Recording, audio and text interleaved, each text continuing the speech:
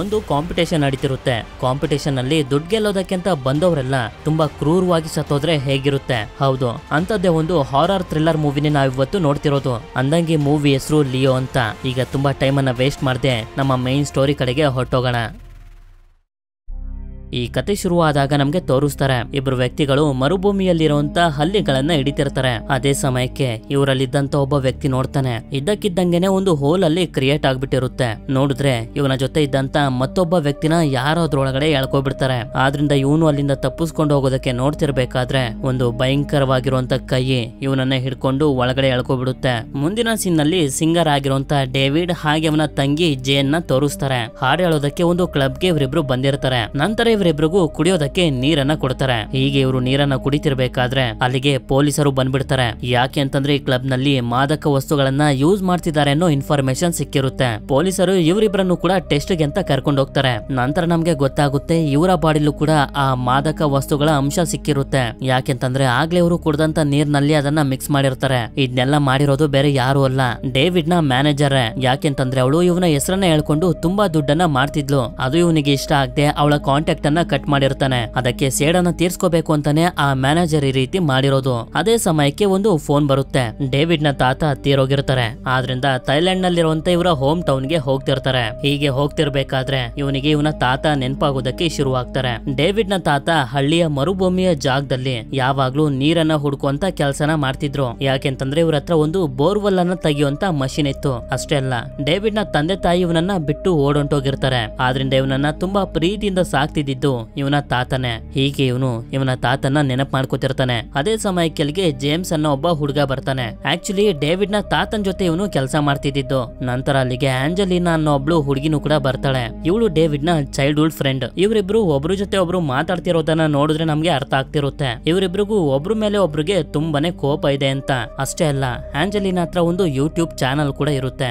ಮತ್ತೊಂದ್ಸಲ scene flash back ಗೆ ಹೋದಾಗ ನಮ್ಗೆ ತೋರಿಸ್ತಾರೆ ಡೇವಿಡ್ ನ ತಾತ ಹಾಗೆ ಆಂಜಲಿನಾ ತಂದೆ ಇಬ್ರು ಕೂಡ ಫ್ರೆಂಡ್ಸ್ ಗಳು. ಅವತ್ತೇ ಡೇವಿಡ್ ಹಾಗೆ ಆಂಜಲಿನಾನು ಕೂಡ ಮೀಟ್ ಆಗಿದ್ದು. ಅವತ್ತಿಂದನೇ ಫ್ರೆಂಡ್ಸ್ ಕೂಡ ಆಗೋದ್ರು. ಇವರಿಬ್ರಿಗೂ ಪ್ರಾಣಿಗಳಿಗೆ ಹಿಂಸೆ ಕೊಡೋದು ಇಷ್ಟ ಇಲ್ಲದೆ ಇರೋದ್ರಿಂದ ಆಂಜಲಿನಾ ತಂದೆ ಹಿಡಿದಿದ್ದಂತ ಎಲ್ಲಾ ಹಲ್ಲಿಗಳನ್ನ ಬಿಟ್ಬಿಡ್ತಾರೆ. ನಂತರ ಡೇವಿಡ್ ತಾತನ ಅಂತಿಮ ಸಂಸ್ಕಾರ ಎಲ್ಲ ಮುಗಿದ್ಮೇಲೆ ಆಂಜಲಿನಾ ಅಲ್ಲಿಂದ ಹೊಟ್ಟೋಗ್ತಾಳೆ. ಆಗ ಜೇಮ್ಸ್ ಇವರಿಬ್ರಿಗೂ ತೋರಿಸ್ತಾನೆ ಇವರ ತಾತ ಡೇವಿಡ್ ಗೆ ಅಂತ ಬೋರ್ವೆಲ್ ಮಷೀನ್ ಇರುವಂತ ಕಾರ್ ಅನ್ನ ಬಿಟ್ಟೋಗಿರ್ತಾರೆ. ನಂತರ ಈ ಕಡೆ ನಮ್ಗೆ ತೋರಿಸ್ತಾರೆ ಮೂವಿಯ ಮೊದಲಲ್ಲಿ ಯಾವುದೋ ಒಂದು ಮಾನ್ಸ್ಟರ್ ಭೂಮಿಯ ಒಳಗಡೆ ಎಳ್ಕೊಂಡು ಹೊಂಟೋಗಿತ್ತಲ್ಲ, ಅವರಿಬ್ಬರ ಜೊತೆ ಇನ್ನು ತುಂಬಾ ಜನರನ್ನ ಆ ಮಾನ್ಸ್ಟರ್ ಇಲ್ಲಿ ಬಂದಿ ಮಾಡಿ ಇಟ್ಟಿರುತ್ತೆ. ಅಲ್ಲೇ ಇದ್ದಂತ ಒಬ್ಬ ವ್ಯಕ್ತಿನ ಅದು ಸಾಯಿಸಿ ತಿಂತಿರ್ಬೇಕಾದ್ರೆ ನಮ್ಗೆ ಗೊತ್ತಾಗುತ್ತೆ ಅದೊಂದು ಮಾನ್ಸ್ಟರ್ ಸೈಜ್ ನಲ್ಲಿರುವಂತ ಒಂದು ಹಲ್ಲಿ ಅಂತ.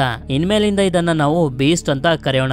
ಈ ಕಡೆ ಡೇವಿಡ್ ಅವನ ತಾತನ ನೆನ್ಸ್ಕೊಳ್ತಿರ್ಬೇಕಾದ್ರೆ ನೋಡ್ತಾನೆ ಆಂಜಲಿನಾ ಯೂಟ್ಯೂಬ್ ಲೈವ್ ಗೆ ಬಂದಿರ್ತಾಳೆ. ಈಗ ಇವಳ ಚಾನೆಲ್ ನಲ್ಲಿ 8 ಮಿಲಿಯನ್ ಸಬ್ಸ್ಕ್ರೈಬರ್ಸ್ ಕಂಪ್ಲೀಟ್ ಆಗಿರೋದ್ರಿಂದ ಒಂದು ಕಾಂಪಿಟೇಷನ್ ಬಗ್ಗೆ ಹೇಳೋದಕ್ಕೆ ಶುರು ಮಾಡ್ತಾಳೆ. ನನ್ನ ಹೋಮ್ ಟೌನ್ ನಲ್ಲಿ ನೀರಿಗೆ ತುಂಬಾನೇ ಬರ ಇದೆ. ಆದ್ರಿಂದ ಯಾರು ಈ ಜಾಗದಲ್ಲಿ ಮೊದಲು ನೀರನ್ನ ಹುಡುಕ್ತಾರೋ ಅವರಿಗೆ 10 ಲಕ್ಷ ದುಡ್ಡನ್ನ ಕೊಡ್ತೀನಿ ಅಂತ.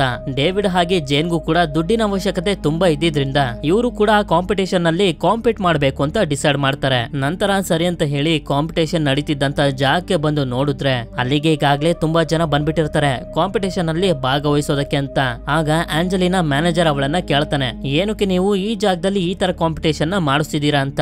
ಆಗ ಇವಳು ಕೂಡ ಹೇಳ್ತಿರ್ತಾಳೆ, ಒಬ್ಬ ಸ್ಪೆಷಲ್ ಆಗಿರುವಂತ ವ್ಯಕ್ತಿಗೋಸ್ಕರ ಈ ಜಾಗದಲ್ಲಿ ನೀರನ್ನ ಹುಡುಕಿ ಹೊರಗಡೆ ತೆಗಿಬೇಕು ಅನ್ನೋದು ಅವರ ಕನ್ಸಾಗಿತ್ತು. ಆದ್ರೆ ಈಗ ಅವರು ಈ ಭೂಮಿಲಿಲ್ಲ, ಆದ್ರಿಂದಾನೇ ಅವ್ರ ಕನ್ಸನ್ನ ನಾನ್ ನೆರವೇರಿಸ್ತಿದ್ದೀನಿ ಅಂತ. ಆಕ್ಚುಲಿ ಇವಳು ಮಾತಾಡ್ತಿರೋದು ಬೇರೆ ಯಾರ ಬಗ್ಗೆನೂ ಅಲ್ಲ, ಡೇವಿಡ್ ನ ತಾತನ ಬಗ್ಗೆನೆ. ಯಾಕೆಂತಂದ್ರೆ ಅವರು ಇವರ ಫ್ಯಾಮಿಲಿಗೆ ತುಂಬಾನೇ ಸಹಾಯ ಮಾಡಿರ್ತಾರೆ. ಆದ್ರಿಂದಾನೇ ಅವರ ಕನ್ಸನ್ನ ನಿಜ ಮಾಡೋದಕ್ಕೆ ಇವಳು ಹೊರಟಿರೋದು. ನಂತರ ಆಂಜಲಿನಾ ಅಲ್ಲಿಗೆ ಬಂದಿರೋರೆಲ್ಲರಿಗೂ ಆಲ್ ದ ಬೆಸ್ಟ್ ಹೇಳ್ತಾಳೆ. ಆಗ ಡೇವಿಡ್ ಹೇಳ್ತಾನೆ, ನೀನು ತುಂಬಾ ಬುದ್ಧಿವಂತೆ, ಇಷ್ಟು ಜನನ್ನೆಲ್ಲ ಕರ್ಸಿದ್ಯಾ, ಆದ್ರೆ ಪ್ರೈಸ್ ಮಾತ್ರ ಒಬ್ರಿಗೆ. ಅಕಸ್ಮಾತ್ ಎಲ್ಲಾರ್ಗು ನೀರ್ ಸಿಕ್ಬಿಟ್ರೆ ನಿನ್ಗೆ ಲಾಭ ಅಲ್ವಾ ಅಂತ. ಆದ್ರೆ ಆಂಜಲಿನಾ ಅದಕ್ಕೆ ತಲೆ ಕೆಡ್ಸ್ಕೊಳ್ದೆ ಇವನಿಗೂ ಕೂಡ ಆಲ್ ದ ಬೆಸ್ಟ್ ಹೇಳ್ತಾಳೆ. ಕಾಂಪಿಟೇಟರ್ಸ್ ಗಳಿಗೆಲ್ಲ ಹೇಳ್ತಾರೆ, ನಿಮ್ಗೇನಾದ್ರೂ ನೀರ್ ಸಿಕ್ತು ಅಂತಂದ್ರೆ ಫ್ಲೇರ್ ಗನ್ ಅನ್ನ ಕೊಟ್ಟಿರ್ತೀವಿ, ಅದನ್ನ ಮೇಲಕ್ಕೆ ಶೂಟ್ ಮಾಡಿ, ಆಗ ನಮ್ಗೆ ಗೊತ್ತಾಗುತ್ತೆ ನೀವು ನೀರನ್ನ ಹುಡುಕಿದೀರಾ ಅಂತ.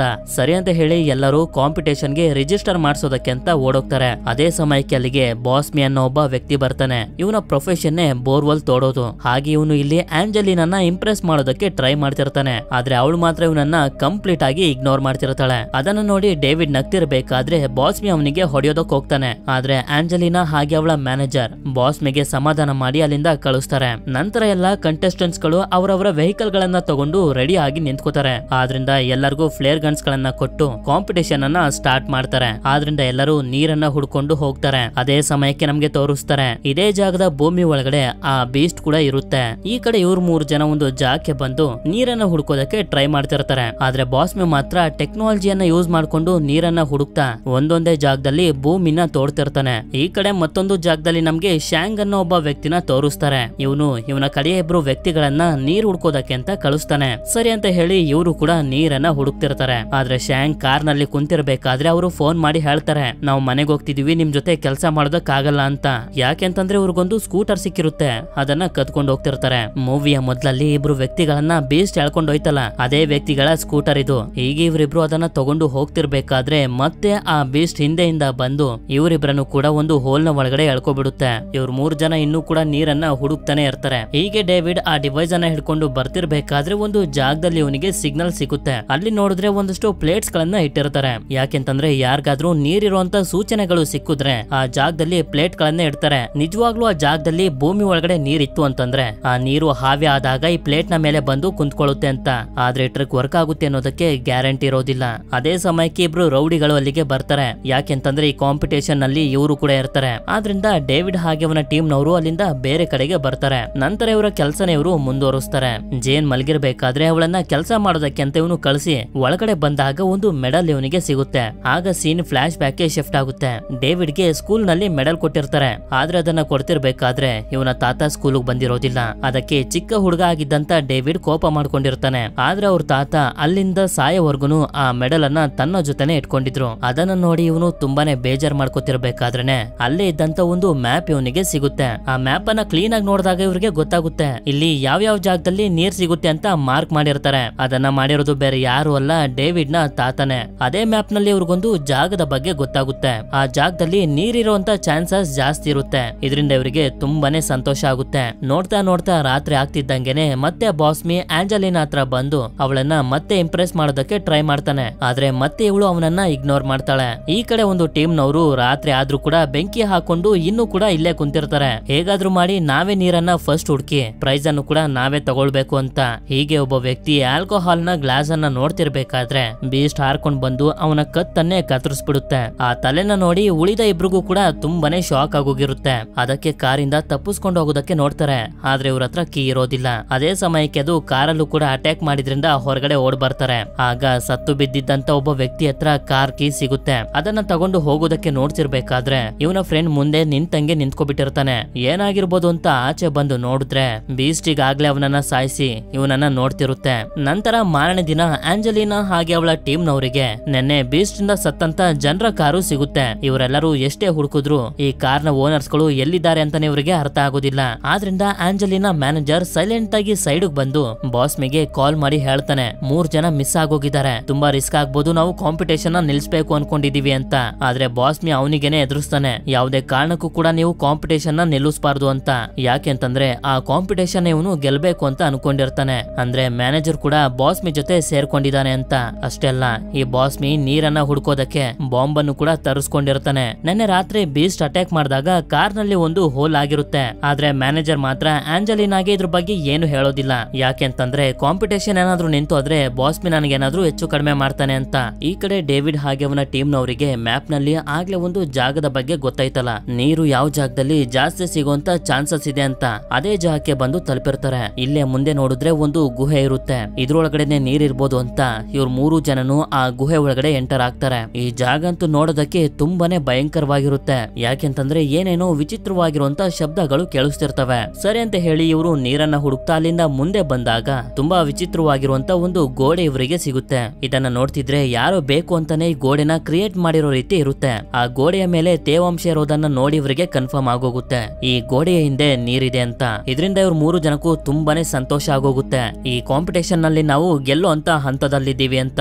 ಅದೇ ಸಮಯಕ್ಕೆ ಜೇಮ್ಸ್ ನ ಹಿಂದೆ ಏನೋ ಹೋಗುತ್ತೆ. ಏನಿರ್ಬೋದು ಅಂತ ಇವನು ತುಂಬಾ ಗಾಬರಿಯಿಂದಾನೆ ನೋಡ್ತಿರ್ಬೇಕಾದ್ರೆ ಬೀಸ್ಟ್ ಅಲ್ಲಿಗೆ ಬಂದು ಇವನನ್ನ ಬಾಯಿಯ ಒಳಗಡೆ ಹಾಕೋಬಿಡುತ್ತೆ. ಇದರಿಂದ ಇವರಿಬ್ರು ಅಲ್ಲಿಂದ ತಪ್ಪಿಸ್ಕೊಂಡು ಹೋಗೋದಕ್ಕೆ ಪ್ರಯತ್ನ ಪಡ್ತಿರ್ತಾರೆ. ಈ ಕಡೆ ಬಾಸ್ಮಿ ನೀರನ್ನ ಹುಡ್ಕೋದಕ್ಕೆ ಬಾಂಬ್ ಅನ್ನ ಯೂಸ್ ಮಾಡ್ತಿರ್ಬೇಕಾದ್ರೆ ಆಂಜಲಿನಾ ಅಲ್ಲಿಗೆ ಬಂದು ಕೇಳ್ತಾಳೆ, ಕೇಳ್ತಾಳೆ, ಬಾಂಬ್ ಅನ್ನ ಯೂಸ್ ಮಾಡೋದಕ್ಕೆ ನಿನ್ಗೆ ಪರ್ಮಿಷನ್ ಇದೆಯಾ ಅಂತ. ಆದ್ರೆ ಇವ್ನು ಮಾತ್ರ ಅದಕ್ಕೆ ಸರಿಯಾಗಿ ಉತ್ತರ ಕೊಡ್ತಿರೋದಿಲ್ಲ. ಅದೇ ಸಮಯಕ್ಕೆ ಅಲ್ಲಿಗೆ ಡೇವಿಡ್ ಹಾಗೆ ಜೇನ್ ಆ ಜಾಗದಿಂದ ತಪ್ಪಿಸ್ಕೊಂಡ್ ಬಂದು, ಈ ಜಾಗದಲ್ಲಿ ಒಂದು ದೊಡ್ಡ ಮಾನ್ಸ್ಟರ್ ಇದೆ, ಅದು ಜೇಮ್ಸ್ ನ ನುಂಗ್ಬಿಡ್ತು, ನಡಿರಿ ಇಲ್ಲಿಂದ ಹೊಟ್ಟೋಗೋಣ ಅಂತ ಹೇಳಿದ್ರು ಕೂಡ ಇವ್ರ ಮಾತನ್ನ ಯಾರು ನಂಬೋದಿಲ್ಲ. ಅದೇ ಸಮಯಕ್ಕೆ ಆ ಜಾಗದಲ್ಲಿ ಒಂದು ಹೋಲ್ ಓಪನ್ ಆಗಿ ಬೀಸ್ಟ್ ಒಬ್ಬ ವ್ಯಕ್ತಿನ ಎಳ್ಕೊಬಿಡುತ್ತೆ. ಇದರಿಂದ ಎಲ್ಲರೂ ಅಲ್ಲೇ ಇದ್ದಂತ ಒಂದು ದೊಡ್ಡ ಟ್ರಕ್ ನ ಮೇಲೆ ಬರ್ತಾರೆ. ಈಗ ಇವರೆಲ್ಲರಿಗೂ ಡೇವಿಡ್ ಹಾಗೆ ಜೇನ್ ನ ಮಾತಿನ ಮೇಲೆ ನಂಬಿಕೆ ಬಂದಿರುತ್ತೆ. ಅದೇ ಸಮಯಕ್ಕೆ ಬೀಸ್ಟ್ ಕೂಡ ಅಲ್ಲಿಂದ ಮೇಲೆ ಬಂದು ಅಟ್ಯಾಕ್ ಮಾಡೋದಕ್ಕೆ ಶುರು ಮಾಡುತ್ತೆ. ಇದರಲ್ಲಿ ಮ್ಯಾನೇಜರ್ ಬೀಸ್ಟ್ ನ ಕೈಗೆ ಸಿಗಾಕೋಬಿಡ್ತಾನೆ. ಇದರಿಂದ ಅವನನ್ನ ತಿಂದು ಸಾಯಿಸ್ಬಿಡುತ್ತೆ. ಡೇವಿಡ್ ಹಾಗೆ ಆಂಜಲಿನಾ ಅದರಿಂದ ತಪ್ಪಿಸ್ಕೋಬೇಕು ಅಂತ ಆ ಹೋಲ್ ನ ಒಳಗಡೆ ಹಾರು ಬಿಡ್ತಾರೆ. ಆದ್ರೆ ಜೇನ್ ಹಾಗೆ ಬಾಸ್ಮಿ ಟ್ರಕ್ ನ ಒಳಗಡೆ ಸೇರ್ಕೊಬಿಟ್ಟಿರ್ತಾರೆ. ಅವರು ಹೊರಗಡೆ ಬರ್ಲಿ ಅಂತ ಬೀಸ್ಟ್ ಕೂಡ ಕಾಯ್ತಿರುತ್ತೆ. ಈ ಕಡೆ ಇವರಿಬ್ರು ಆ ಹೋಲ್ ನ ಒಳಗಡೆ ಹಾರಿದ್ರಿಂದ ಗುಹೆಯ ಒಳಗಡೆ ಬಂದು ಬಿದ್ದಿರ್ತಾರೆ. ಅದಕ್ಕೆ ಇಲ್ಲಿಂದ ತಪ್ಪಿಸ್ಕೊಂಡು ಹೋಗೋದಕ್ಕೆ ದಾರಿ ಹುಡ್ಕೋದಕ್ಕೆ ಶುರು ಮಾಡ್ತಾರೆ. ಜೇನ್ ಹಾಗೆ ಬಾಸ್ಮಿ ಟ್ರಕ್ ನ ಒಳಗಡೆ ಬಚ್ಚಿಟ್ಕೊಂಡಿರ್ಬೇಕಾದ್ರೆ ನಮ್ಗೆ ತೋರಿಸ್ತಾರೆ. ಬೀಸ್ಟ್ ಇವರಿಬ್ರಿಗೋಸ್ಕರ ಕಾಯ್ಕೊಂಡು ಟ್ರಕ್ ನ ಮೇಲೆನೆ ಮಲ್ಕೋಬಿಟ್ಟಿರುತ್ತೆ. ಈ ಕಡೆ ಇವರಿಬ್ರು ದಾರಿನ ಹುಡುಕ್ತಿರ್ಬೇಕಾದ್ರೆ ಒಂದು ಫೋನ್ ನ ಸೌಂಡ್ ಇವರಿಗೆ ಕೇಳಿಸುತ್ತೆ. ಆದ್ರಿಂದ ಆ ಸೌಂಡ್ ನ ಫಾಲೋ ಮಾಡ್ಕೊಂಡು ಹೋಗೋದಕ್ಕೆ ಶುರು ಮಾಡ್ತಾರೆ. ಈ ಕಡೆ ಜೇನ್ ಹಾಗೆ ಬಾಸ್ಮಿ ತುಂಬಾ ಭಯದಿಂದನೇ ಟ್ರಕ್ ನ ಒಳಗಡೆ ಕುಂತಿರ್ಬೇಕಾದ್ರೆ ಪಕ್ಕದಲ್ಲೇ ಒಂದು ಕಾರ್ ಇರೋದು ಇವರಿಗೆ ಗೊತ್ತಾಗುತ್ತೆ. ಆ ಕಾರಿಂದ ತಪ್ಪಿಸ್ಕೊಂಡು ಹೋಗ್ಬೇಕು ಅಂತ ಡಿಸೈಡ್ ಮಾಡೇ ಬಿಡ್ತಾರೆ. ಆದ್ರಿಂದ ಫೋಟೋನ ತೆಗ್ದಿ ನೋಡಿದಾಗ ಇವರಿಗೆ ಗೊತ್ತಾಗುತ್ತೆ ಬೀಸ್ಟ್ ಮಲಗಿದೆ ಅಂತ. ಇವರಿಬ್ರು ಗುಹೆಯಲ್ಲಿ ಆ ಸೌಂಡ್ ಅನ್ನ ಫಾಲೋ ಮಾಡ್ಕೊಂಡು ಬಂದಾಗ ಒಂದು ಜಾಗದಲ್ಲಿ ಅಸ್ಥಿ ಪಂಜರ ಇರೋದನ್ನ ನೋಡಿ ತುಂಬಾನೇ ಶಾಕ್ ಆಗೋಗ್ತಾರೆ. ಹೀಗೆ ಇದೇ ಭಯದಲ್ಲಿ ಇವರು ಮುಂದೆ ಬಂದು ನೋಡಿದ್ರೆ ಆ ಜಾಗದಲ್ಲಿ ದೊಡ್ಡದಾಗಿರುವಂತ ತುಂಬಾ ಮೊಟ್ಟೆಗಳು ಇರ್ತವೆ. ಈ ಮೊಟ್ಟೆಗಳನ್ನೆಲ್ಲ ಬೀಸ್ಟೇ ಇಟ್ಟಿರೋದು. ಅದೇ ಜಾಗದಲ್ಲಿ ಇವರಿಗೆ ಮತ್ತೆ ಫೋನ್ ನ ಸೌಂಡ್ ಕೇಳಿಸುತ್ತೆ. ನೋಡಿದ್ರೆ ಫೋನ್ ಏನೋ ಇವರಿಗೆ ಸಿಗುತ್ತೆ. ಅಷ್ಟೇ ಅಲ್ಲ, ಜೇಮ್ಸ್ ಕೂಡ ಅಲ್ಲೇ ಇರ್ತಾನೆ. ಬೀಸ್ಟ್ ಇನ್ನು ಜೇಮ್ಸ್ ನ ಸಾಯಿಸಿರೋದಿಲ್ಲ, ಬರೀ ಬಂದಿ ಮಾಡಿರುತ್ತೆ ಅಷ್ಟೇ. ಅವನನ್ನ ಬಿಡಿಸೋದಕ್ಕೆ ಪ್ರಯತ್ನ ಪಟ್ರು ಕೂಡ ಇವ್ರ ಕೈಲಿ ಆಗೋದಿಲ್ಲ. ಅದು ಅಷ್ಟು ಸ್ಟ್ರಾಂಗ್ ಆಗಿರುತ್ತೆ. ಆಗ್ಲೇ ಡೇವಿಡ್ ಹಾಗೆ ಅವನ ಟೀಮ್ ನವರು ಒಂದು ವಿಚಿತ್ರವಾಗಿರುವಂತ ಡೋರ್ ಅನ್ನ ನೋಡಿದ್ರಲ್ಲ, ಅದೇ ತರದ ವಸ್ತುವಿಂದ ಜೇಮ್ಸ್ ನ ಬಂದಿ ಮಾಡಿರೋದು. ಅಂದ್ರೆ ನೀರ್ ಬರ್ದೇ ಇರೋ ರೀತಿಯ ಅಲ್ಲಿ ವಿಚಿತ್ರವಾಗಿರುವಂತ ಗೋಡೆನ ಮಾಡಿರೋದು ಬೇರೆ ಯಾರು ಅಲ್ಲ, ಅದು ಬೀಸ್ಟೇ. ಅದು ಜೇಮ್ಸ್ ನ ಜೊತೆ ಇಲ್ಲಿ ತುಂಬಾ ಜನರನ್ನ ಬಂದಿ ಮಾಡಿ ಇಟ್ಕೊಂಡಿರುತ್ತೆ. ಆಗ ಇವರಿಬ್ರಿಗೂ ಗೊತ್ತಾಗುತ್ತೆ ಬೀಸ್ಟ್ ಇವ್ರನ್ನೆಲ್ಲ ಬಂದಿ ಮಾಡಿ ಇಟ್ಕೊಂಡಿರೋದು ಮೊಟ್ಟೆಯಿಂದ ಹೊರಗಡೆ ಬರೋಂತ ಅದರ ಮಕ್ಕಳಿಗೆ ತಿನ್ಸೋದಕ್ಕೆ ಅಂತ. ಈ ಕಡೆ ಜೇನು ಹೊರಗಡೆ ಹೋಗೋದಕ್ಕೆ ರೆಡಿ ಆಗಿ ನಿಧಾನವಾಗಿ ಹೊರಗಡೆ ಬರ್ತಾಳೆ. ಆಗ ಏನೋ ಲಿಕ್ವಿಡ್ ಇವಳ ಮೇಲೆ ಬೀಳುತ್ತೆ. ನೋಡಿದ್ರೆ ಅದು ಬೀಸ್ಟ್ ನ ಎಂಜಿಲು. ಬೇಗ ಮುಂದೆ ನಡಿ ಅಂತ ಬಾಸ್ಮಿ ಅವಳಿಗೆ ಹೇಳ್ತಿರ್ತಾನೆ. ಆದ್ರಿಂದ ಇವಳು ಕೂಡ ತುಂಬಾ ನಿಧಾನವಾಗಿ ಬೀಸ್ಟ್ ಗೆ ಎಚ್ಚರ ಆಗದಿರೋ ರೀತಿ ಅಲ್ಲಿಂದ ಹೋಗ್ತಿರ್ತಾಳೆ. ಅವಳು ಮುಂದೆ ಹೋಗ್ತಿದ್ದಂಗೆನೆ ಇವನು ಕೂಡ ನಿಧಾನವಾಗೇನೆ ಹೊರಗಡೆ ಬರ್ತಾನೆ. ಹೀಗೆ ಇವಳು ಅಲ್ಲೇ ಇದ್ದಂತ ಕಾರಿನ ಡೋರ್ ಅನ್ನ ಓಪನ್ ಮಾಡೋದಕ್ಕೆ ನೋಡಿದಾಗ ವ್ಯಾನ್ ಸೌಂಡ್ ಮಾಡೋದಕ್ಕೆ ಶುರು ಮಾಡುತ್ತೆ. ಆಗ ಕೀಯಿಂದ ಅವನು ಕಾರನ್ನು ಓಪನ್ ಮಾಡ್ತಾನೆ. ಆದ್ರೆ ಅಷ್ಟೊತ್ತಿಗೆ ಬೀಸ್ಟ್ ಗೆ ಎಚ್ಚರ ಆಗಿ ಅವನನ್ನ ಎಳ್ಕೊಂಡು ಅಲ್ಲಿಂದ ಹೊರಟೋಗುತ್ತೆ. ನಂತರ ಸೀನ್ ಫ್ಲಾಶ್ ಬ್ಯಾಕ್ ಗೆ ಹೋಗುತ್ತೆ. ಆಂಜಲಿನಾಗೆ ಒಂದು ಹಾವು ಕಚ್ಬಿಟ್ಟಿರುತ್ತೆ. ಆಗ ಡೇವಿಡ್ ನ ತಾತ ಎಷ್ಟೇ ಇಂಪಾರ್ಟೆಂಟ್ ಕೆಲಸ ಇದ್ರೂ ಕೂಡ ಅದನ್ನ ಅರ್ಧಕ್ಕೆ ನಿಲ್ಸಿ ಆಂಜಲಿನಾನ ಹಾಗೆ ಅವಳ ತಂದೆನ ಹಾಸ್ಪಿಟಲ್ ಗೆ ಕರ್ಕೊಂಡು ಹೋಗಿದ್ರು. ಇದೇ ತರದ ಒಳ್ಳೆ ಗುಣಗಳಿಂದಾನೆ ಆಂಜಲಿನಾ ಡೇವಿಡ್ ನ ತಾತನ್ನ ತುಂಬಾ ಗೌರವಿಸೋದು. ಈ ವಿಷಯ ಎಲ್ಲ ಗೊತ್ತಾದ್ಮೇಲೆ ಡೇವಿಡ್ ತುಂಬಾನೇ ದುಃಖ ಪಡ್ತಿರ್ತಾನೆ. ಆದ್ರಿಂದ ಅವಳಿಗೆ ಹೇಳ್ತಾನೆ, ನಾವು ಮೊದ್ಲು ಇಲ್ಲಿಂದ ಹೊರಗಡೆ ಹೋಗ್ಬೇಕು. ಅದಾದ್ಮೇಲೆ ಒಂದಷ್ಟು ಜನರನ್ನ ಹೆಲ್ಪ್ ಗೆ ಕರ್ಕೊಂಡ್ ಬಂದು ಬೀಸ್ಟ್ ಬಂದಿ ಮಾಡಿರುವಂತ ಎಲ್ಲಾ ಜನರನ್ನ ಕಾಪಾಡೋಣ ಅಂತ. ಅದೇ ಸಮಯಕ್ಕೆ ಕೆಳಗಡೆ ಬಿದ್ದಿರುವಂತ ಒಂದಷ್ಟು ಕಡ್ಲೆಕಾಯಿಗಳು ಇವರಿಗೆ ಕಾಣಿಸ್ತವೆ. ಜೇಮ್ಸ್ ಹತ್ರ ಈ ಕಡ್ಲೆಕಾಯಿಗಳು ಇದ್ದಿದ್ದು. ಆಗ್ಲೇ ಜೇಮ್ಸ್ ನ ಬೀಸ್ಟ್ ಎಳ್ಕೊಂಡ್ ಬಂತಲ್ಲ, ಅವಾಗ ಈ ಕಡ್ಲೆಕಾಯಿಗಳು ಬಿದ್ದಿರೋದು. ಇದೇ ದಾರಿಲಿ ಹೋದ್ರೆ ನಮ್ಗೆ ದಾರಿ ಸಿಗ್ಬೋದು ಅಂತ ಡಿಸೈಡ್ ಮಾಡ್ತಾರೆ. ಈ ಕಡೆ ಬೀಸ್ಟ್ ಬಾಸ್ಮಿನ ಕರ್ಕೊಂಡ್ ಬಂದು ಫ್ರೀಸ್ ಮಾಡ್ಬಿಡುತ್ತೆ. ಹೀಗೆ ಇವರು ಹೊರಗಡೆ ಹೋಗೋದಕ್ಕೆ ದಾರಿ ಹುಡುಕ್ತಿರ್ಬೇಕಾದ್ರೆ ಆಂಜಲಿನಾ ಗೋಡೆಗಳ ಮೇಲೆ ಗುರ್ತು ಮಾಡ್ತಿರ್ತಾಳೆ. ಮತ್ತೆ ಇಲ್ಲಿಗೆ ಬಂದು ಜೇಮ್ಸ್ ಹಾಗೆ ಅಲ್ಲಿ ಸಿಗಾಕೊಂಡಿರುವಂತ ಜನರನ್ನ ಕಾಪಾಡ್ಬೇಕು ಅಂತ. ಅದೇ ಸಮಯಕ್ಕೆ ಅಲ್ಲಿ ಇವರಿಗೆ ಆಗ್ಲೇ ಡೇವಿಡ್ ಹಾಗೆ ಅವನ ಟೀಮ್ ನವರಿಗೆ ಸಿಕ್ಕಿತ್ತಲ್ಲ ಅದೇ ಗೋಡೆ ಸಿಗುತ್ತೆ. ಅಂದ್ರೆ ಆಗ್ಲೇ ಡೇವಿಡ್ ಹಾಗೆ ಅವನ ಟೀಮ್ ನವರು ಒಂದು ಗುಹೆ ಒಳಗಡೆ ಬಂದಿದ್ರಲ್ಲ, ಆ ದಾರಿ ಇಲ್ಲೇ ಇದೆ ಅಂತ. ಅದೇ ಸಮಯಕ್ಕೆ ಬೀಸ್ಟ್ ಅಲ್ಲಿಗೆ ಬಂದ್ಬಿಡುತ್ತೆ. ಆದ್ರಿಂದ ಹೇಗೋ ಮಾಡಿ ಇವರು ತಪ್ಪಿಸ್ಕೊಂಡು ಅಲ್ಲಿಂದ ಹೊರಗಡೆ ಬಂದ್ಬಿಡ್ತಾರೆ. ಆಗ ಅಲ್ಲಿ ನೀರನ್ನ ಹುಡುಕ್ತಿರುವಂತ ಶಾಂಗ್ ಹಾಗೆ ಅವನ ಜನರನ್ನ ನೋಡ್ತಾರೆ. ಆದ್ರಿಂದ ಅವ್ರ ಹತ್ರ ಬಂದು ಇಲ್ಲೊಂದು ಮಾನ್ಸ್ಟರ್ ಇದೆ, ನಡಿರಿ ಇಲ್ಲಿಂದ ಹೊರಟೋಗೋಣ ಅಂತ ಹೇಳ್ತಾರೆ. ಆದ್ರೆ ಅದನ್ನ ಇವರು ನಂಬ್ತಿರೋದಿಲ್ಲ. ಯಾವಾಗ ಬೀಸ್ಟ್ ಅಲ್ಲಿಂದ ಹೊರಗಡೆ ಬರುತ್ತೋ ಇವರು ಕೂಡ ಅದನ್ನ ನೋಡಿ ತುಂಬಾನೇ ಗಾಬರಿ ಆಗೋಗ್ತಾರೆ. ಅದ್ರ ಜೊತೆ ಹೇಗೆ ಫೈಟ್ ಮಾಡೋದು ಅಂತ ಇವರು ಅನ್ಕೊಳ್ತಿರ್ಬೇಕಾದ್ರೆ ಶಾಂಗ್ ಹಾಗೆ ಅವನ ಟೀಮ್ ನವರು ಗನ್ ಗಳನ್ನ ತೆಗೆದು ಬೀಸ್ಟ್ ನ ಮೇಲೆ ಅಟ್ಯಾಕ್ ಮಾಡೋದಕ್ಕೆ ಶುರು ಮಾಡ್ತಾರೆ. ಆದ್ರೆ ಬೀಸ್ಟ್ ಮಾತ್ರ ತುಂಬಾ ಶಾರ್ಪ್ ಆಗಿರೋ ಅದರ ಬಾಡಿ ಪಾರ್ಟ್ ಇಂದ ಒಬ್ಬ ವ್ಯಕ್ತಿನ ಅರ್ಧಕ್ಕೆ ಕಟ್ ಮಾಡಿಬಿಡುತ್ತೆ. ಹೀಗೆ ಅದು ಒಬ್ಬೊಬ್ಬರ ಮೇಲೆ ಅಟ್ಯಾಕ್ ಮಾಡ್ತಾ ಸಾಯಿಸೋದಕ್ಕೆ ಶುರು ಮಾಡುತ್ತೆ. ನಂತರ ಅದು ಆಂಜಲಿನಾ ಹತ್ರ ಬಂದು ಅವಳನ್ನ ಬಾಯಿಗೆ ಹಾಕೊಂಡು ಅಲ್ಲಿಂದ ಹೊರಟೋಗುತ್ತೆ. ಇದರಿಂದ ಡೇವಿಡ್ ಗಂತೂ ತುಂಬಾನೇ ಕೋಪ ಬಂದ್ಬಿಟ್ಟಿರುತ್ತೆ. ನಾನು ಅವಳನ್ನ ಕಾಪಾಡೋದಕ್ಕೆ ಹೋಗ್ಬೇಕು ಅಂತ ಅಂತಿರ್ತಾನೆ. ನೀನೊಬ್ನೇ ಹೋದ್ರೆ ಆಗೋದಿಲ್ಲ, ನಮ್ಗೆ ಸ್ವಲ್ಪ ಜನರ ಸಹಾಯ ಬೇಕು ಅಂತ ಶಾಂಗ್ ಹೇಳ್ತಾನೆ. ಆದ್ರಿಂದ ಒಂದು ಫ್ಲೇರ್ ಗನ್ ಅನ್ನ ಮೇಲಕ್ಕೆ ಶೂಟ್ ಮಾಡ್ತಾರೆ. ಆಗ ಅಲ್ಲಿಗೆ ಮತ್ತೊಂದು ಟೀಮ್ ನವರು ಬರ್ತಾರೆ, ಯಾರಾದ್ರೂ ನೀರ್ ಹುಡುಕಿದಾರ ಅಂತ ನೋಡೋದಕ್ಕೆ. ಅದೇ ಸಮಯಕ್ಕೆ ಜೇನ್ ಕೂಡ ಒಂದಷ್ಟು ಜನರನ್ನ ಕರ್ಕೊಂಡು ಅಲ್ಲಿಗೆ ಬರ್ತಾಳೆ. ಡೇವಿಡ್ ಇನ್ನು ಬದುಕಿರೋದನ್ನ ನೋಡಿ ಅವಳಿಗೆ ತುಂಬಾನೇ ಸಂತೋಷ ಆಗುತ್ತೆ. ನಂತರ ಎಲ್ಲರಿಗೂ ಆ ಬೀಸ್ಟ್ ನ ಗುಹೆಯೊಳಗಿನ ಫೋಟೋನ ತೋರಿಸಿ ಇದು ಆ ಗುಹೆ ಒಳಗಡೆ ಒಂದಷ್ಟು ಜನರನ್ನ ಬಂದಿ ಮಾಡಿ ಇಟ್ಕೊಂಡಿದೆ, ಅವರನ್ನ ನಾವು ಕಾಪಾಡೋದಕ್ಕೆ ಹೋಗ್ಬೇಕು ಅಂತ ಡೇವಿಡ್ ಹೇಳಿದಾಗ ಮೊದ್ಲು ಅದಕ್ಕೆ ಯಾರು ಕೂಡ ಒಪ್ಕೊಳ್ಳೋದಿಲ್ಲ. ಯಾಕೆಂತಂದ್ರೆ ಕೆಲಸದಲ್ಲಿ ತುಂಬಾ ರಿಸ್ಕ್ ಇದೆ, ನಮ್ಮ ಪ್ರಾಣಕ್ಕೆ ಏನಾದ್ರೂ ಅಪಾಯ ಆಗ್ಬೋದು ಅಂತ.